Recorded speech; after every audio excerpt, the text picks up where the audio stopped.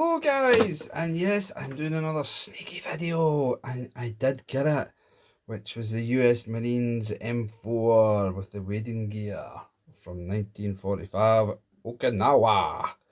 So, right off the top, I'm going to tell you, I'm absolutely in love with this. Absolutely in love with it. I've not even got it out yet, and already I'm in love with it. And that's because it's got the HVSS suspension. Which means we're on the way to the Easy 8s. Cannot wait, because the Easy 8s are my favourite. I think they were an absolute belter of a Sherman. So, I'm going to get this opened up and we're going to have a first look at it.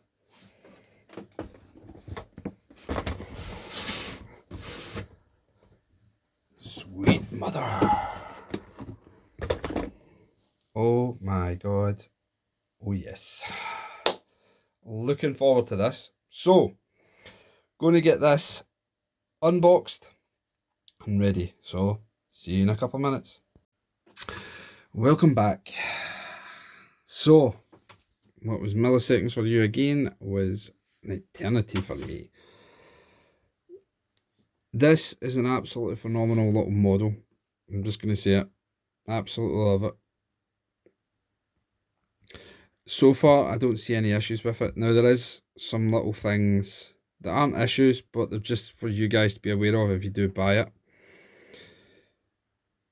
So, obviously around the side here, you have these wee supports. They all individually have to be put on, and they can be a wee bit fragile.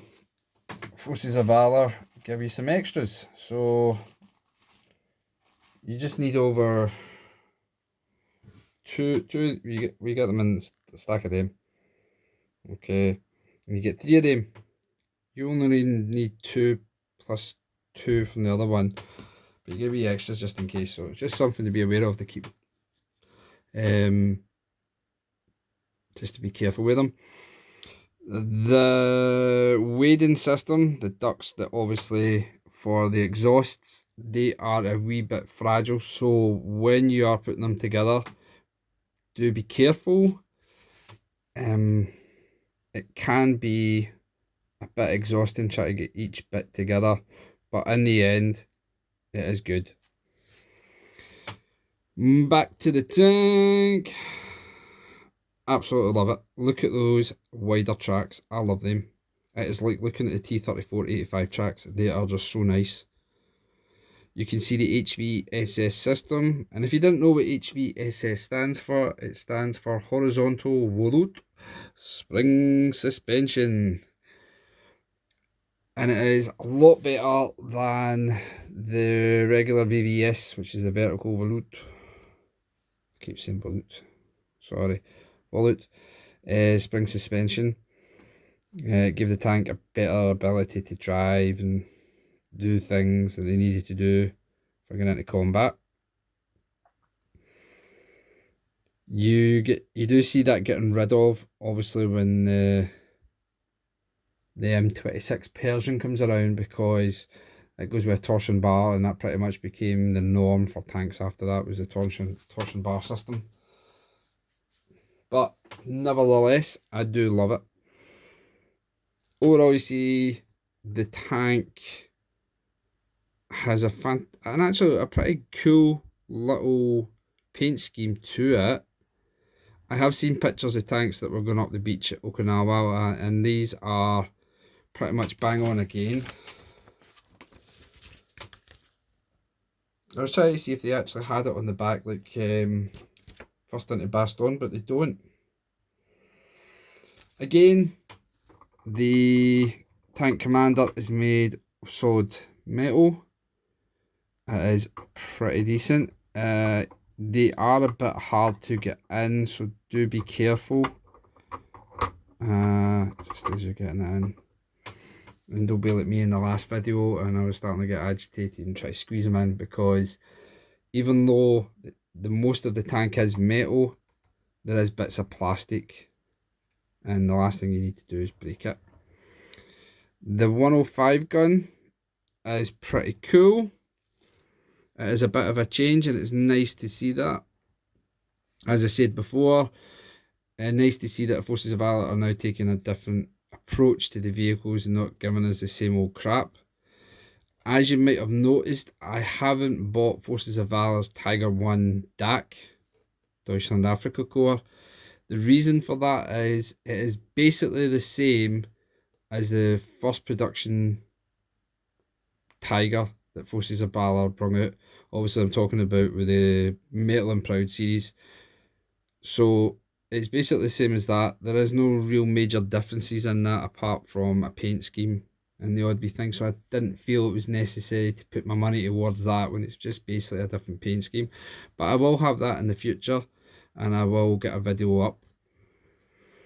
At the moment I prefer to buy things that are all brand new from them. The last one thing I never actually mentioned in the other video was obviously you've got a gun hook so the barrel can rest on it, or barrel. But for some strange reason it's pretty much just for show. As you try to get the barrel down on top of it, it doesn't, and I don't want to break it. As you'll see in the pictures of the last of the E6 was that I did manage to get it down, but it doesn't go all the way in, which is a wee bit of a bummer because you kind of want those things. You want it to be as realistic as possible and to have the proper detail. But overall, it's a minor thing, but just in case anybody's asking, it is there. All the hatches and that open pretty well. No major concerns with them. I'll say that now and then I won't get any of them open. Right.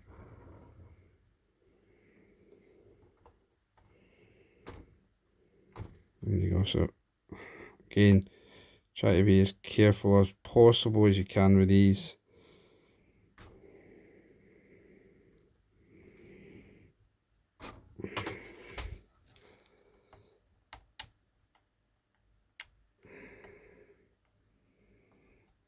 As you see, driver's hatch, auxiliary driver's hatch, machine gunner, radio commander, radio operator hatch, whatever you want to say about it, they open up.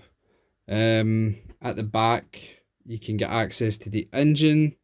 Something I never said in the last video, again apologies for this, was obviously it is part of Forces of Valor's new Engine Plus series, so you can open the tank up and take the engine out and put it next to the vehicle in a display kind of format like you see here, and you can do that as well with the first anti-Bastion. So just to make you aware, and again sorry, apologies for not putting it in the last video.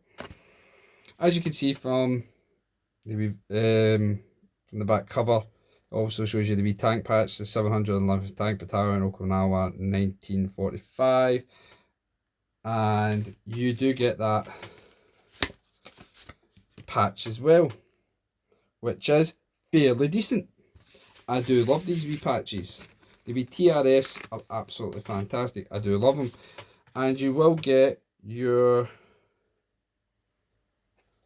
Forces of Valor Metal and Proud card to go with the vehicle, and on the back, not going to make you suck eggs, but basically gives you dimensions, armour, main armament, secondary armament, engine, power to weight ratio, suspension, max speed and crew.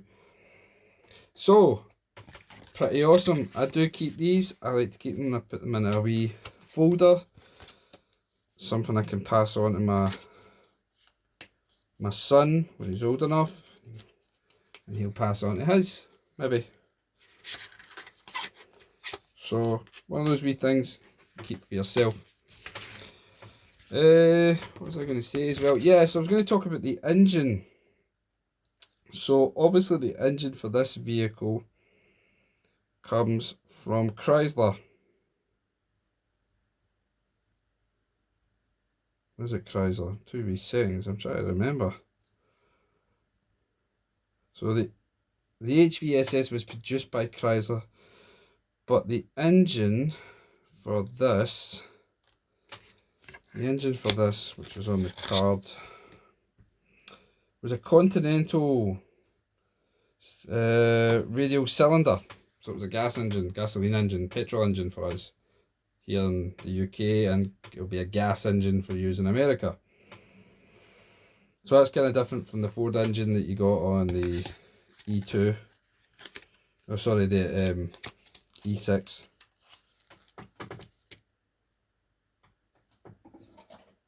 Which I'm just going to check them now. Let me make sure I get all the right details.